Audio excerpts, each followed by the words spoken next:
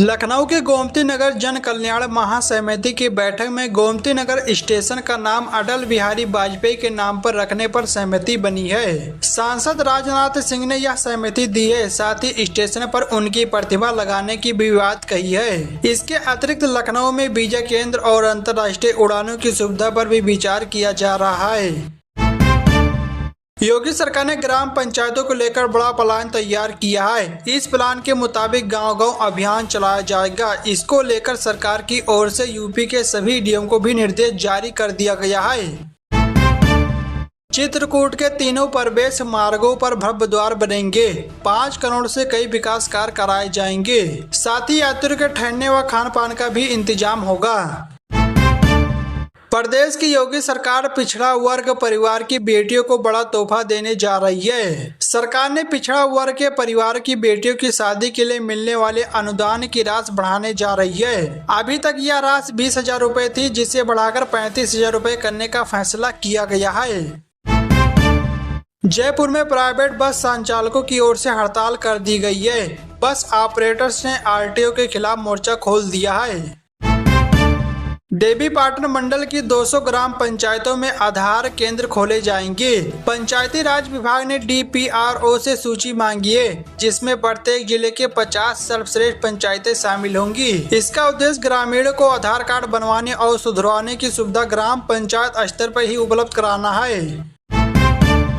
आजादी के 77 साल बाद प्रयागराज के 16 गाँव में शुरू हुई रोडवेज बस सेवा। झूमे ग्रामीण शहर की आसान होगी राह। यूपी के गोरखपुर लिंक एक्सप्रेसवे पर 1 अगस्त से टोल टैक्स की वसूली शुरू हो जाएगी। इसके लिए दरों की सूची जारी कर दी गई है। एक्सप्रेसवे पर 2 पहिया वाहनों पर भी प्रति फेरा 140 रुपए की दर से टैक्स लिया जाएगा।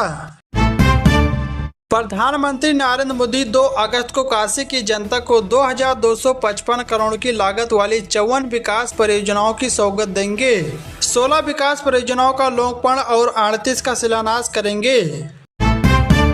देवीपाटन मंडल के लोगों के लिए खुशखबरी। बलरामपुर की सड़क अब 6 लेन हाईवे बनेगी।